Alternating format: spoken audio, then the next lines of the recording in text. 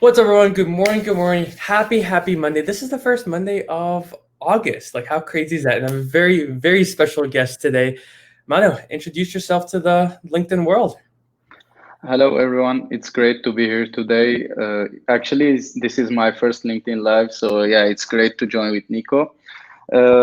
So, to give you more context, I would like to introduce you myself and give some information about me.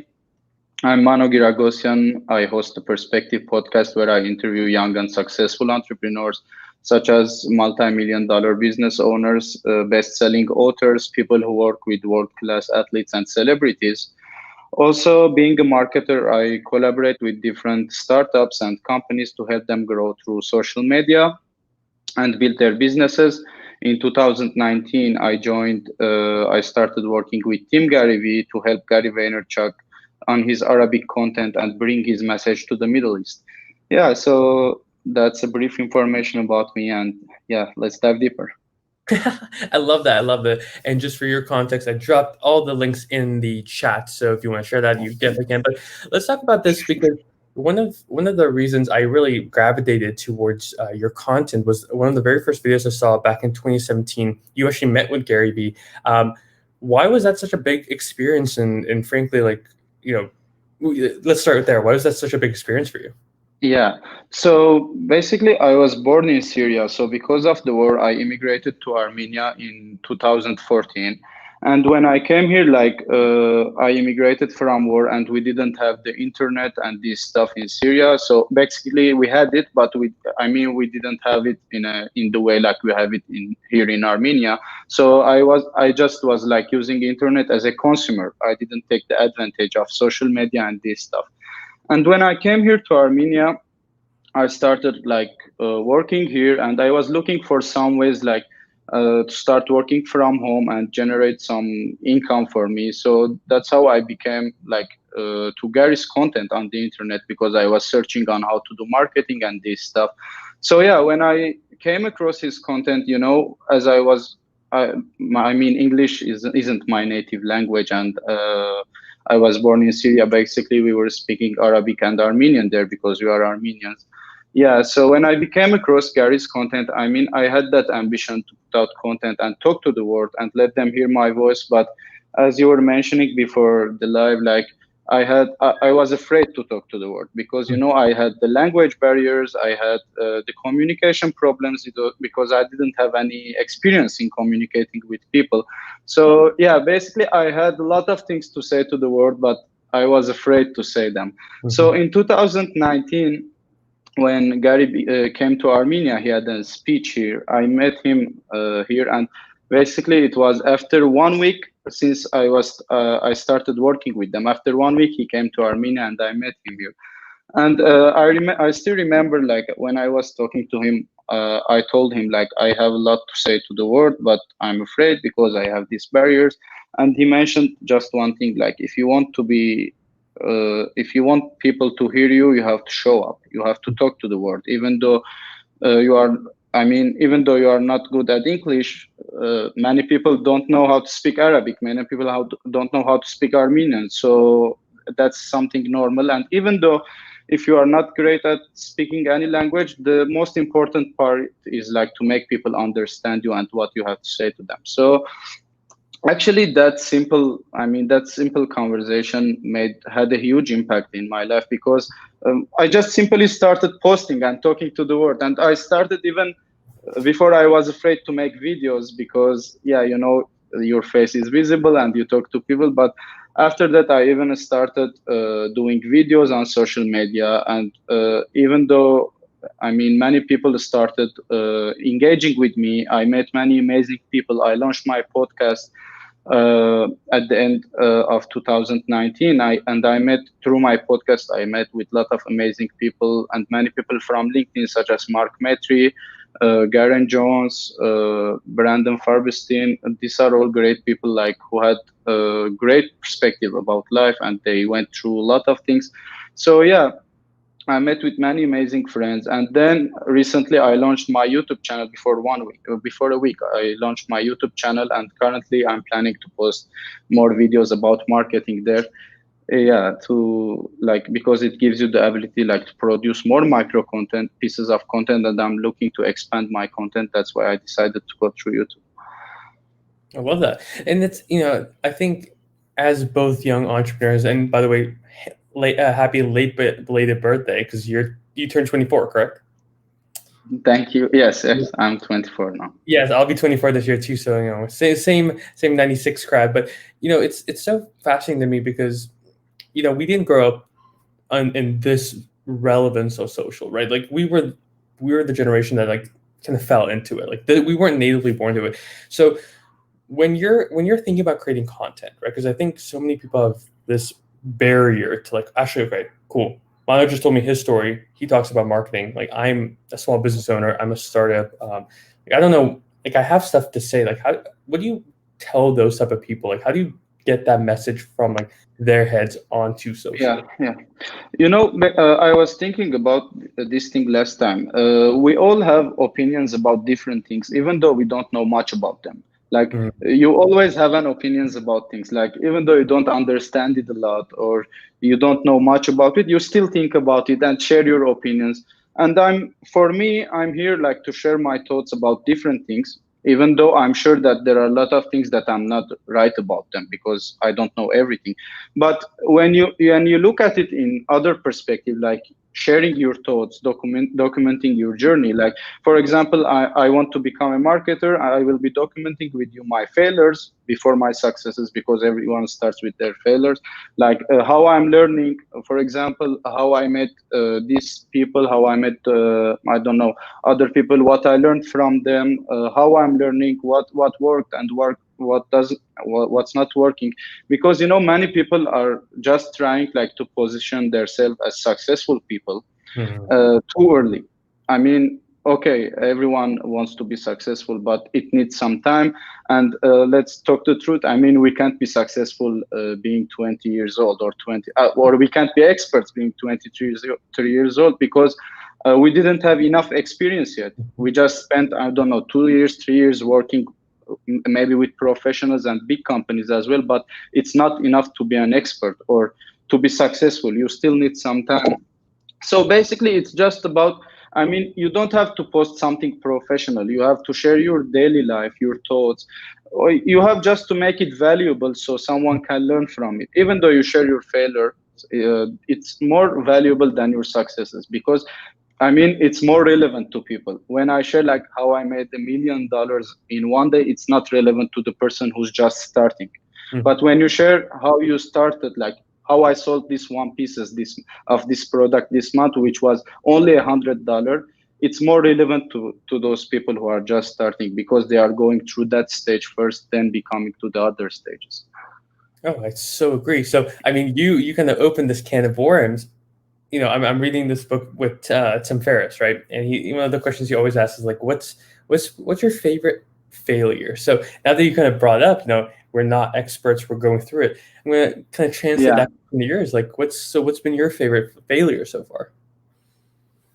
Yeah, so I started, yeah, it was basically in 2008. So I started my marketing career in 2017. And when it was 2018, like, I just started and I thought like I know everything and it's time to launch my marketing agency. And I collected a team of few people, basically my friends, and decided like to start outreaching to people and do their marketing. Even though I had some success working in a company, but when you work in a company, it's a little bit different, because you always have someone to rely on. For example, I don't know this thing, I go and ask someone about it and they will tell me and this stuff. But when you are on your own, you have like, I mean, you have to solve everything yourself. So I started outreaching people, and when they were basically like asking me, okay, what can you do and how can you do this stuff, and I didn't have any idea about the process, how I'm going to do this and how I'm going to that. And basically, yeah, after 1 week I didn't manage to get any clients and I gave up. I think that was, it's not a failure. I mean, yeah, it was something like, it's interesting, although I learned a lot from it, because many people, like when they learn a few things, they think like they know everything and they are ready to go on alone. So it's not like that. When you especially when you do business on your own, like you don't have anyone to rely on. You have to solve every problem yourself. So you have to be capable of that. Oh, absolutely. And I think, I've had my share of, you know, it's just so funny because as soon as you mentioned that, I had um, a client lined up, and when they asked me to actually put together a plan, I was like, and I lost that client because I had no idea what I was doing. I was like, much like you, was like 6 months in, and then I was, Mr. Social Media, when in reality, I knew how to do a couple of good things, but could not put a plan together. So, with that being said, you have experience now working with teams. You have a little bit more context. What are you most excited about in the world of social? Is it platforms, techniques? Like, what's exciting you the most? I didn't get your question. Can Yeah, you yeah, please yeah. I repeat? mean, so, what are you most excited about in regards to social media? Oh, okay. So, what I'm most excited about is that it gives you the opportunity, like, without having any budget or without having any, like, I don't know, basis, you can make the world hear your voice. Like, when you just do a simple post on social media, even though in the first many people won't see it, but you are having an impact on someone, or even though if you have one view on your video, someone watches it actually, and you had an impact on them. So it eliminates many barriers. Like before, you couldn't stop any businesses if you don't have enough money or enough marketing budget. It's different when you advertise on TV or billboards. It's so expensive, but on social media you do not have to spend much money. So what I like about it, like, it keeps the balance between everyone. So Mm. if you have a $1 million budget, but you are not smart on how to spend it on social media, you won't get any effect. But if you have $1,000 of budget and you are so smart working on social media, you will have more. I mean, you will get more results than the other person. So that's what I like about it, because basically, when I started, I didn't have much, so it gave me the opportunity to start. So let's let me ask you the question now. So you have a small lifestyle company brand called the Hustle Kit, right? So Yes, yes. let's say that you didn't, you weren't in social media as much as you are, but you love this concept of the Hustle Kit. So you have $1,000. How do you actually make those $1,000 work smart? Yeah, so basically, I would focus on the most underpriced platforms, and underpriced opportunities, because it's not a lot of budget, so you have to maximize its Mhm. results. So I would focus on influencer marketing. I would pay some influencers on. It depends on the product, but for this type of products, I would focus on Instagram influencers to pay them some money to wear the product and post about it. I would spend on Facebook advertisements, because Facebook is one of my most favorite platforms, because when you spend money on Facebook, you are seeing the results so quickly. So if you spend $5 today, you may have I don't know, sales of $50 tomorrow, and you will have cash flow from that. You will be able to spend more the next day on your ads, and you will have a scale in that. So you will be able to scale. So for me, I'm so good at Facebook advertisements. That's why I would focus on Facebook ads and social media influencers. But for other people, I mean, I'm not so good at Google ads. But for example, for other people, Google is a good option as well if they are good at it and understand the keys of advertising on Google. It's another good option, because these ads, as I mentioned, it gives you the opportunity to get fast results. You will have more money to spend the next day. It will give you a cash flow. Definitely, definitely. And well, I did bring it up. So what, I love being in your 20s because we have the opportunity to do so many things. So you're on Team Gary Right. Vee. I know that you help market for other companies, startups, and whatnot. And you have this, your own lifestyle brand. Like, where was the idea from the lifestyle brand? Where did that come from? To be honest, when I started, basically my main goal was to spread more of the right mind, not right mindset, but more of the mindset of hustlers. But by hustle, I don't mean like as people understand it, like for example, sleep 2 hours a day and work 22 hours a day. It's not about that. By hustle, I mean like to hustle when you are not sleeping. So you can sleep your 8 hours, but you are not sleeping and you are awake. You have to hustle, and not just in your work, in your all areas of life. So you in your work, in your I don't know, relationships.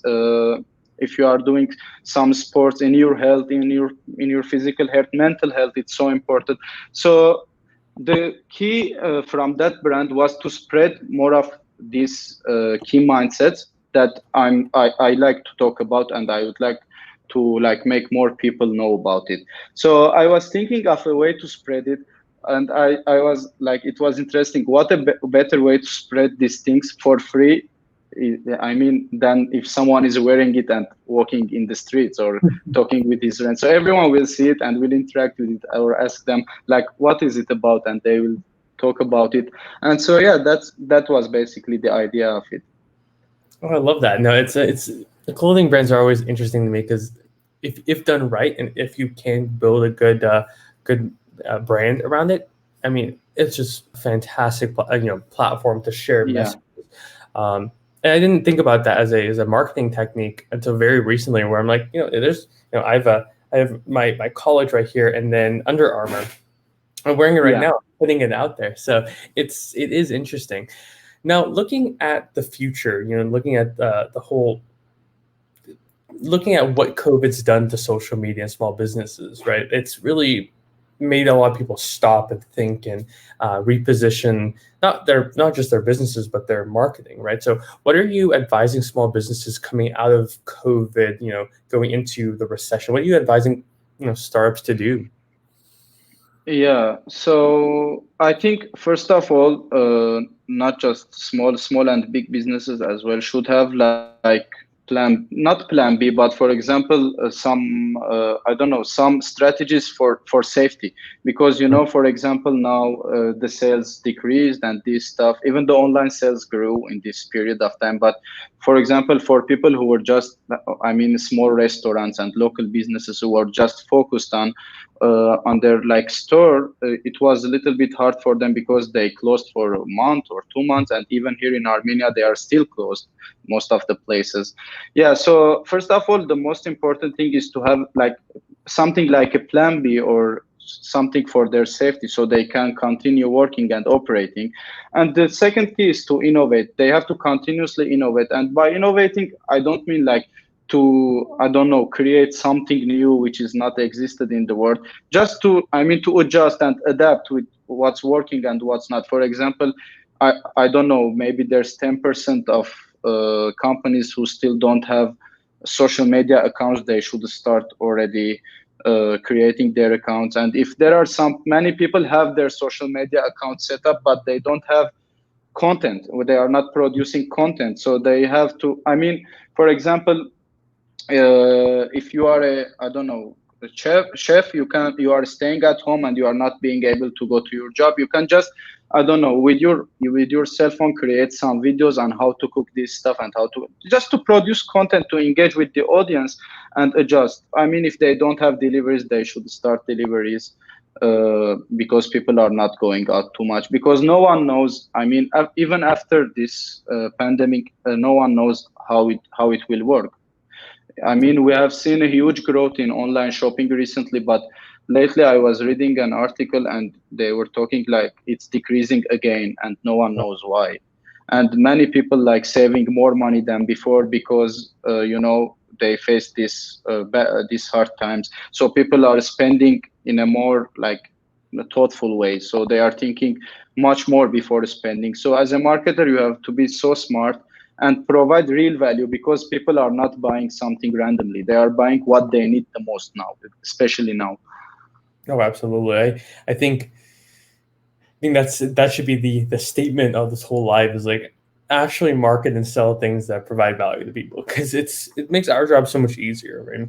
You probably Yeah, talked to yeah, people in the past where it's like, help me sell this phone case. And it's like, oh, is this phone case any better? What does it do? It's like, oh, it's just like something I can drop ship. It's like, I guess I could do that, but there's no real value there. Um, so it's always interesting. In your own content strategy, where are you focusing most of your time? You said Facebook was your favorite, but any other platforms that you're exploring? Yes, yes. So Facebook is my favorite in terms of paid ads, but Mm. most of my time is on LinkedIn because it has a very high organic reach. And I'm spending like 80% of my time on LinkedIn and 10% on Instagram and 10% on podcast basically. And the other, other stuff that I post on Facebook and other places are basically the same content that I take from LinkedIn or anywhere else and I post it there. So actually, I have this. I have the, it's not a formula, but I spent my resources like this.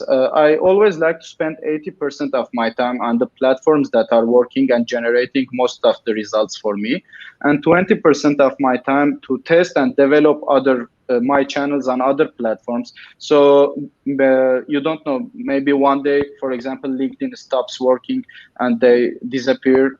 So I don't lose my whole business or my audience. So I have anything else like to work on or any other channels so where I can post my content.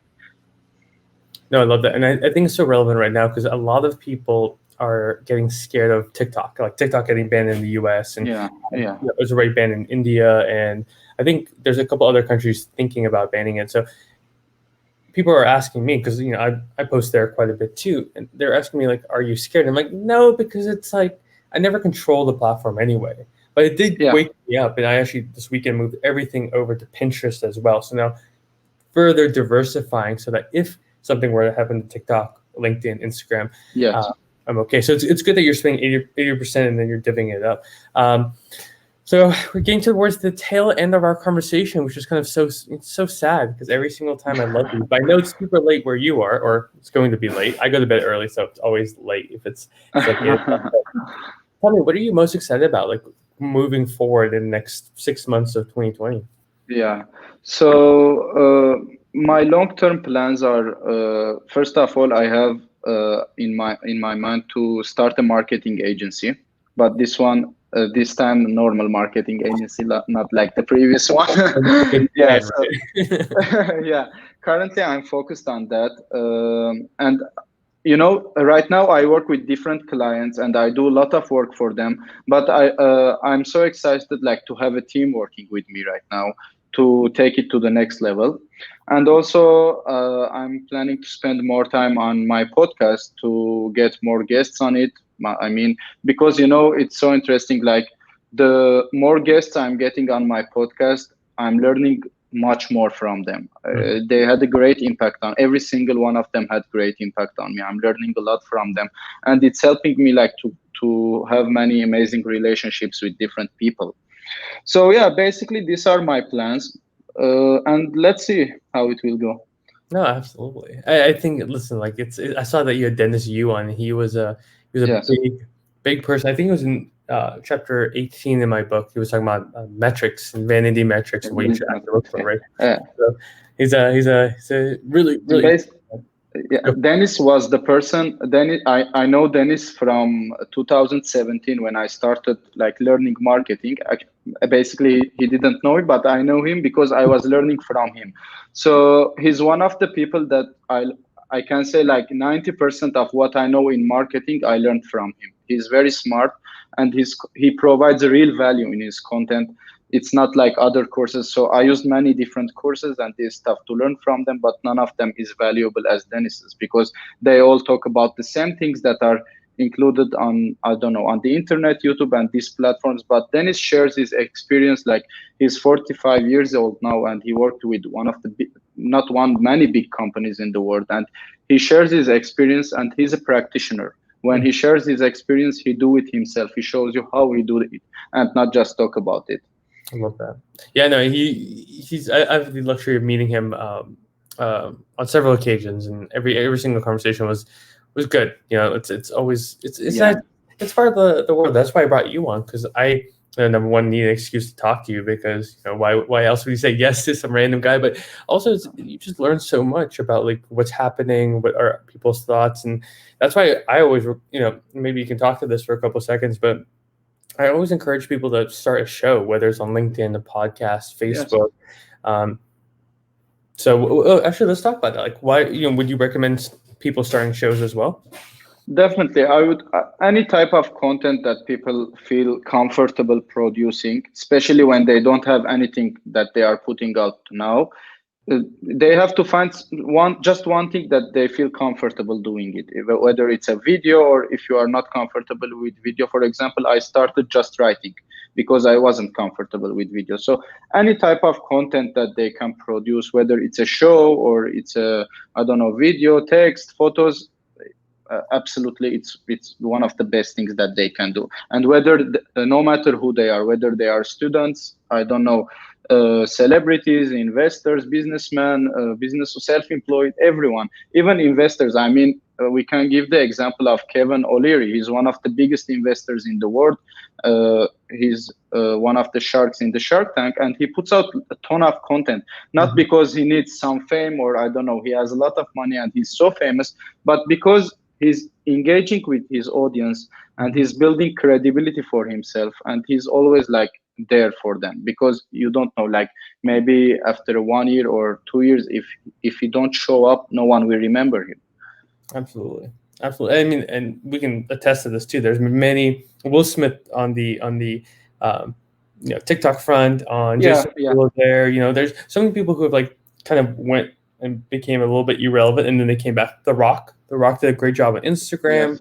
yes, DJ Khaled on Snapchat. So you got to use the platforms of the day, because that's where we're spending a lot of our time. It's not definitely. watching commercials. It's on our phone. So Mano, thank you so much for being on. I appreciate it. Where can people find you besides LinkedIn? I dropped that in here. Where else can people find you? Yeah, so they can also find me on my Instagram. Actually, my name is the same way as it's written on LinkedIn. And also, they can find my podcast on Apple Podcasts and the Spotify. It's called The Perspective with Mano Guiragossia. And it was my pleasure being with you. It was so great having this conversation with you. Awesome, man. I'm glad this is the first LinkedIn Live, one of many. I guarantee you, after this, people are gonna be like, you know what? This man has a lot of nuggets to share with the world. Let's get him on. So I'm gonna end it here. We'll chat for a couple minutes after. But again,